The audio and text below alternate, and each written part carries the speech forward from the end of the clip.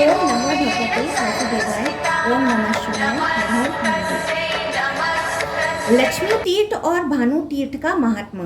ब्रह्मा जी कहते हैं, नारद, विष्णु तीर्थ के बाद लक्ष्मी तीर्थ है जो लक्ष्मी की वृद्धि और दरिद्रता का नाश करने वाला है।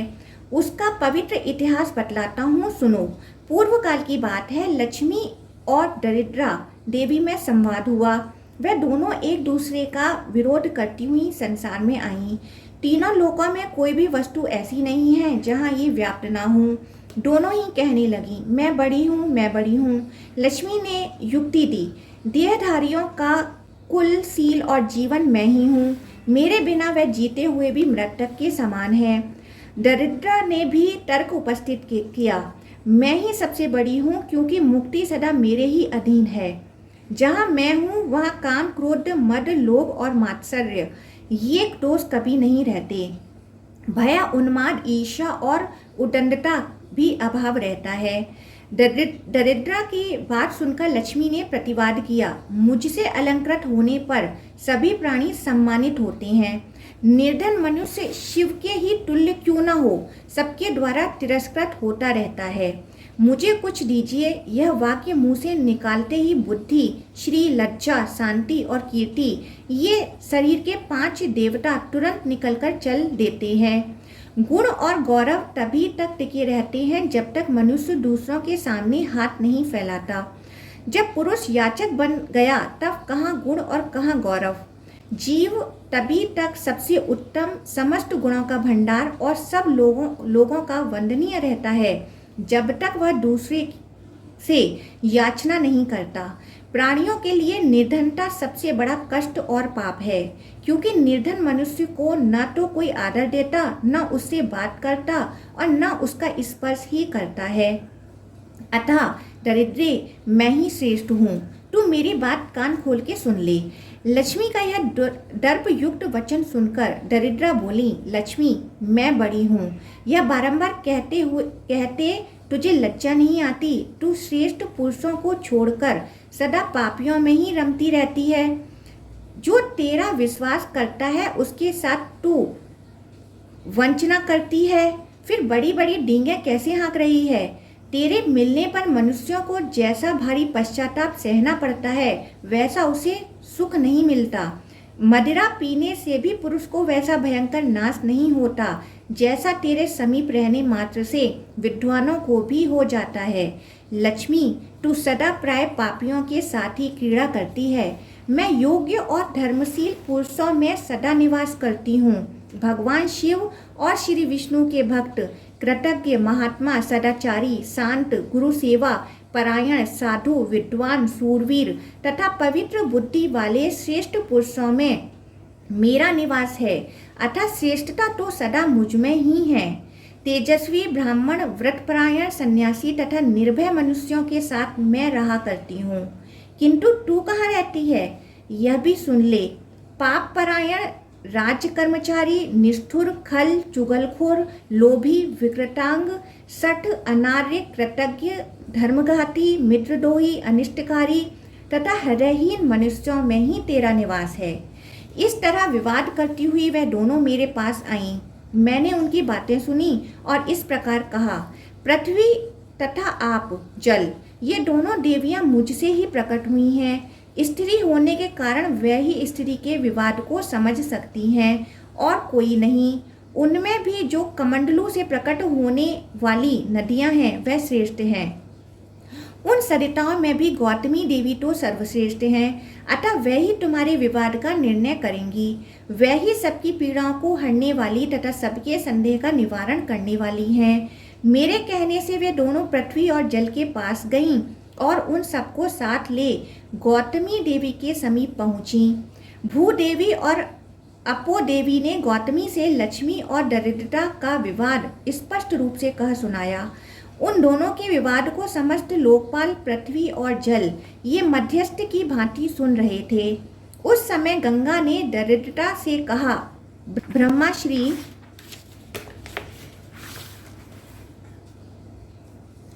तपश्री, यज्ञश्री, कीर्ति, धनश्री, यशश्री, विद्या, प्रज्ञा, सरस्वती, भोगश्री, मुक्ति, स्मृति, लज्जा, घृति, क्षमा, सिद्धि, तुष्टि, पुष्टि, शांति, जल, पृथ्वी, अहम शक्ति, औषधि, श्रुति, शुद्धि, रात्रि, घुलोक, ज्योत्सना, आसी, स्वस्ति, व्याप्ति, माया, उषा, शिवा आदि जो कुछ भी संसार में विद्यमान है वह सब लक्ष्मी के द्वारा व्याप्त है। ब्राह्मण, धीर, क्षमावान, साधु, विद्वान, भोगपरायण तथा मोक्ष परायण पुरुषों में जो जो रमणीय अथवा सुंदर है वह सब लक्ष्मी का ही विस्तार है। अधिक सुनने से क्या लाभ, समस्त जगत लक्ष्मी में ही है। जिस किसी व्यक्ति में जो कुछ भी उत्कृष्ट वस्तु दिखाई देती है वह सब लक्ष्मीमय है। लक्ष्मी से शून्य कोई वस्तु नहीं है। दरिद्रे, क्या तू इन सुंदरी लक्ष्मी देवी के साथ स्पर्धा करती हुई लज्जित नहीं होती? जा, चली जा यहाँ से। तब से गंगा का जल दरिद्रता का शत्रु हो गया। तभी तक दरिद्रता का कष्ट उठाना पड़ता है जब तक गंगा जी का सेवन न किया जाए। तब से लक्ष्मी तीर्थ अलक्ष्मी नाशक हो गया। वहाँ स्नान और दान करने से मनुष्य लक्ष्मीवान तथा पुण्यवान होता है। महामते वहाँ देवताओं तथा ऋषि मुनियों द्वारा सेवित 6000 तीर्थ हैं जो सबके सब सिद्धि प्रदान करने वाले हैं। तदंतर विख्यात भानु तीर्थ है जो मनुष्यों को सब प्रकार की सिद्धि देने वाला है। वहाँ का वृतांत महापातकों का नाश करने वाला है, उसे बतलाता हूँ, सुनो। सयाति नाम से विख्यात एक परम धर्मात्मा राजा थे। उनकी स्त्री का नाम इष्टविष्टा था। रानी इस भूतल पर अप्रतिम सुंदरी थी। संयमी पुरुषों में श्रेष्ठ विश्वामित्र कुमार ब्रह्मसी मधुचंदंदा राजा सरियाती के पुरोहित थे। एक समय की बात है, वीरवर राजा सरियाती अपने पुरोहित को साथ ले दिग्विजय के लिए निकले। संपूर्ण दिशाओं पर विजय पाकर लौटते समय राजा ने मार्ग में सेना का पड़ाव डाला। उस समय उन्होंने अपने पुरोहित को उदास देखकर पूछा, विप्रवर, आप खिन्न क्यों हैं? मैंने पृथ्वी को जीता और बड़े बड़े राजाओं पर विजय पाई। यह तो महान हर्ष का अवसर है। ऐसा समय में आप दुखी क्यों हैं? सच सच बताइए। तब मधुचंदा ने राजा को संबोधित करके कहा, राजन, जब एक पहर दिन रहेगा तब हम लोग यात्रा करेंगे। इसी में रात आदि बीत जाएगी। उधर इस शरीर की स्वामिनी मेरी प्रियतमा काम के वशीभूत होकर मेरी राह देखती है। उसका स्मरण करके मेरा शरीर सूखा जाता है। कामजनित विकार उत्पन्न होने पर वह कमल के समान मुख वाली सुंदरी जीवित तो मिलेगी ना। यह सुनकर राजा हंस पड़े और पुरोहित से बोले, ब्राह्मण, आप मेरे गुरु और मित्र हैं, फिर अपने आप को क्यों विडंबना में डाल रहे हैं? संसार का सुख तो क्षणभंगुर है, उसमें आप जैसे महात्माओं की आस्था कैसी? मधुचंदा बोले, राजन, जहाँ पति पत्नी दोनों एक दूसरे के अनुकूल रहते हैं वही धर्म, अर्थ और काम की वृद्धि होती है।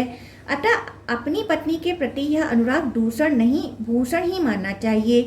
तदंतर राजा विशाल सेना के साथ अपने देश में आए। उन्होंने पत्नी के प्रेम की परीक्षा करने के लिए नगर से यह संदेश भेज दिया, राजा सरियाती दिग्विजय के लिए गए थे। वहाँ एक राक्षस पुरोहित सहित राजा को मारकर रसातल में चला गया।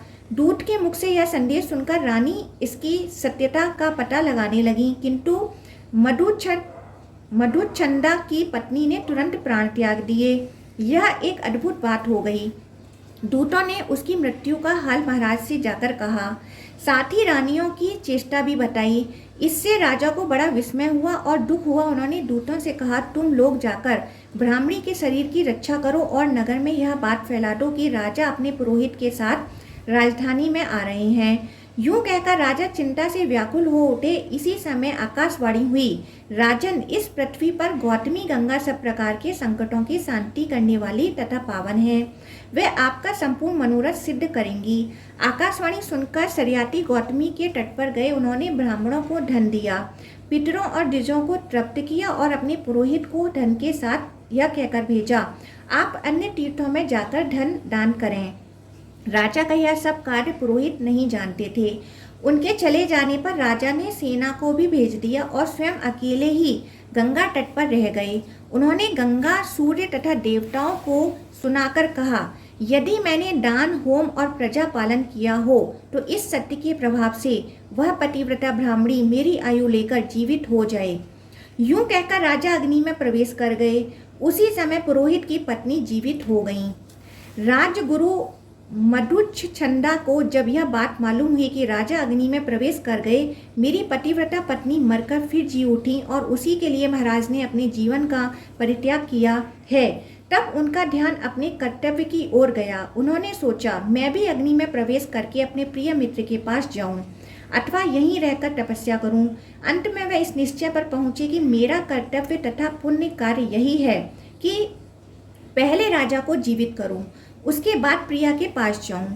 यह विचार कर उन्होंने सूर्य देव का स्तवन किया, क्योंकि उनके सिवा दूसरा कोई संपूर्ण अभीष्ट वस्तुओं को देने वाला नहीं है। मधुचंदा बोले, मुक्ति स्वरूप अमित तेजस्वी भगवान सूर्य को नमस्कार है। ओंकार के अर्थभूत छंदोमय देव को नमस्कार है, जो विरूप स्वरूप त्रिगुण त्रिमूर्ति सृष्टि पालन और संहार के हेतु तथा सबके प्रभु हैं। उन भगवान सूर्य को नमस्कार है। इस स्रोत से प्रसन्न होकर भगवान सूर्य ने कहा, कोई वर मांगो। मधुचंदा बोले, देवेश्वर राजा का जीवन दान दीजिए। प्रिय वचन बोलने वाली मेरी पत्नी को भी जीवित रखिए और मुझे तथा राजा के लिए भी उत्तम पुत्र प्रदान कीजिए। जगदीश्वर भगवान सूर्य ने रत्नमय आभूषणों से विभूषित राजा सरियाती को जीवित करके दे दिया। ब्राह्मण की पत्नी को भी जिलाया और भी श्रेष्ठ एवं कल्याणमय वर प्रदान किए। तदंतर राजा प्रसन्न हो पुरोहित के साथ प्रियजनों से घिरे हुए सुखपूर्वक अपने देश को गए। उस स्थान पर 3000 गुणवान तीर्थों का निवास है। मुने उसी समय से उस स्थान का नाम भानु तीर्थ, मृत संजीवन तीर्थ, सरियाती तीर्थ और माधुच्छंद तीर्थ हो गया। वह स्मरण मात्र से पापों को दूर भगाता है। उन तीर्थों से किया हुआ स्नान और दान संपूर्ण यज्ञों का फल देने वाला है। खड़क तीर्थ और आत्रेय तीर्थ की महिमा। ब्रह्मा जी कहते हैं, गौतमी के उत्तर तट पर खड़क तीर्थ है, जहाँ स्नान और दान करने से मनुष्य मोक्ष का भागी होता है। नारद, मैं वहाँ का वृतांत बतलाता हूँ। पैलूस नाम से विख्यात एक ब्राह्मण थे जो कवच के पुत्र थे। वह कुटुंब के भार से विवश हो धन के लिए इधर उधर दौड़ा करते थे, किंतु उन्हें कहीं से भी कुछ भी नहीं मिलता था। देव तो अत्यंत विमुख था ही, पुरुषार्थ भी निष्फल हो गया। इससे पैलूस को बड़ा वैराग्य हुआ। वह सोचने लगे, यह तृष्णा मुझे बलपूर्वक पाप की ओर खींचती है। तृष्णे, तूने मेरे अज्ञानवश बड़ा अपकार किया है, किंतु अब तुझे दूर से ही नमस्कार है। यह सोचकर बुद्धिमान पैलूस ने मन ही मन विचार किया, इस तृष्णा का नाश करने के लिए क्या होना चाहिए। फिर उन्होंने अपने पिता कवच से पूछा, तात, मैं ज्ञान रूपी खड़ग से क्रोध और लोभ का तथा अत्यंत दुस्तर संसार को कैसे छेदन करूं? इसका उपाय बतलाइए।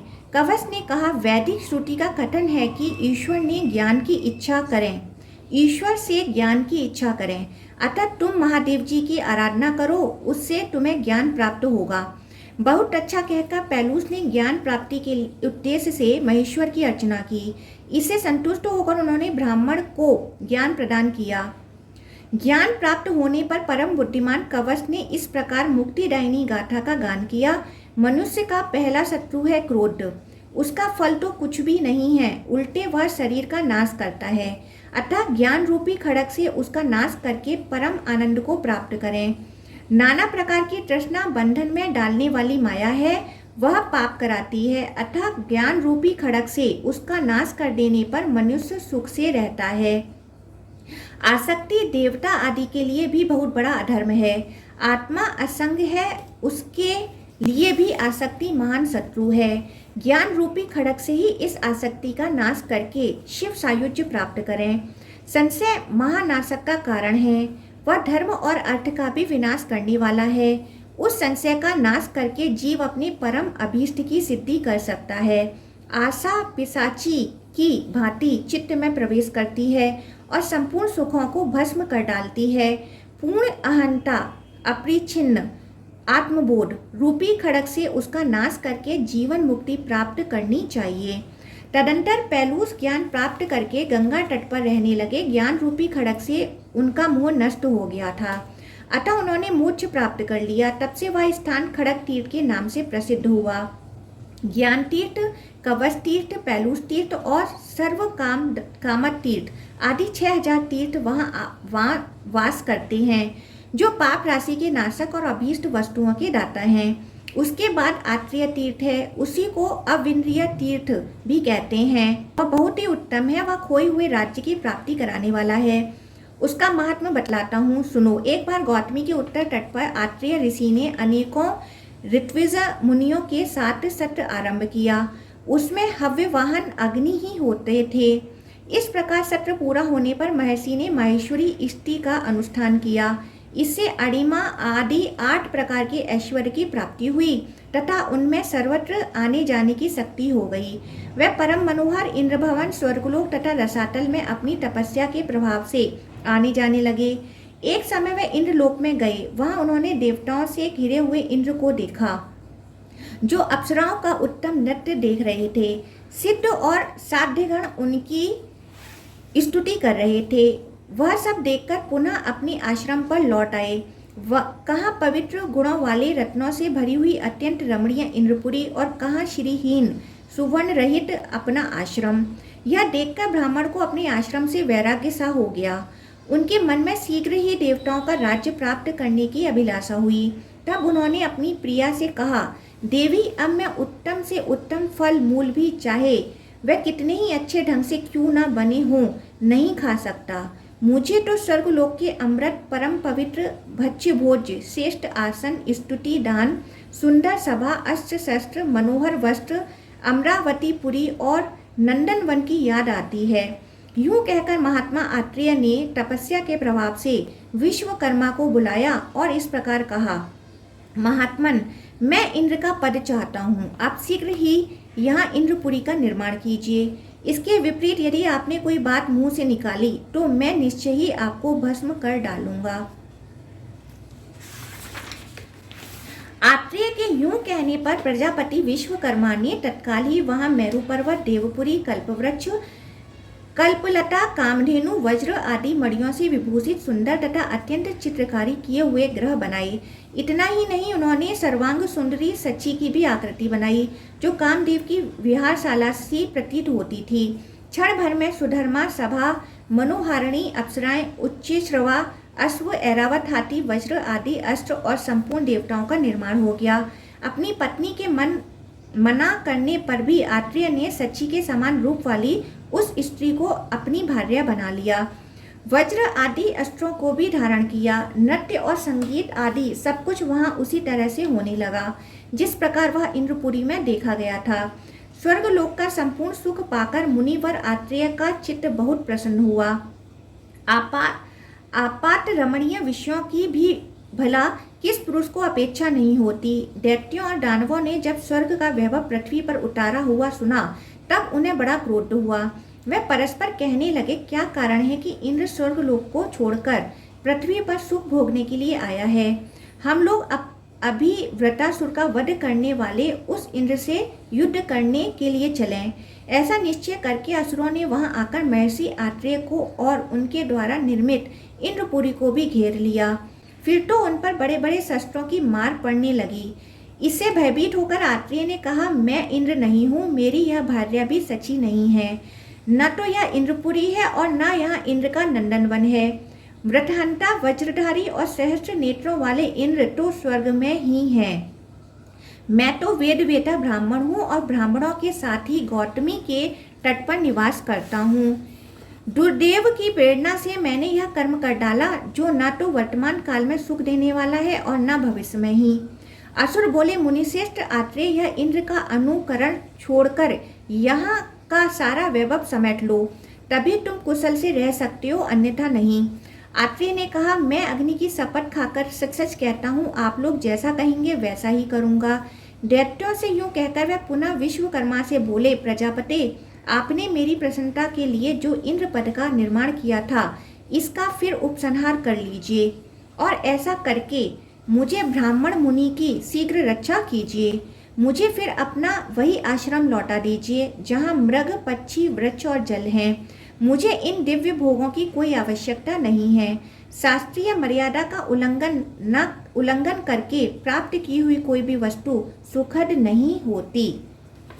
बहुत अच्छा कहकर प्रजापति ने उस इंद्रपुरी के वैभव को समेट लिया। उस देश को निष्कंटक बनाकर दैत्य फिर अपने स्थान को चले गए। विश्वकर्मा भी हंसते हंसते अपने धाम को पधारे। आत्रेय भी अपने शिष्यों और पत्नी के साथ गौतमी तट पर रहते हुए तपस्या में संलग्न हो गए। उनका जो यज्ञ चल रहा था उसमें उन्होंने लज्जित होकर कहा, अहो, मोह की कैसी महिमा है कि मेरे चित्त में भी भ्रांति आ गई। यह क्या मैंने महेंद्र पद पाया और क्या क्या उसके लिए किया। इस प्रकार लज्जित हुए आत्रेय से देवताओं ने कहा, महाबाहो, लज्जा छोड़ो, इससे तुम्हारी बड़ी ख्याति होगी। जो लोग इस आत्रेय तीर्थ में स्नान करेंगे वे भविष्य में इंद्र होंगे और इसके स्मरण से उन्हें सुख की प्राप्ति होगी। यूं कहकर देवता चले गए और आत्रेय मुनि भी बहुत संतुष्ट हुए। ओम नमो भगवते वासुदेवाय। ओम नमः शिवाय। हर हर गंगे।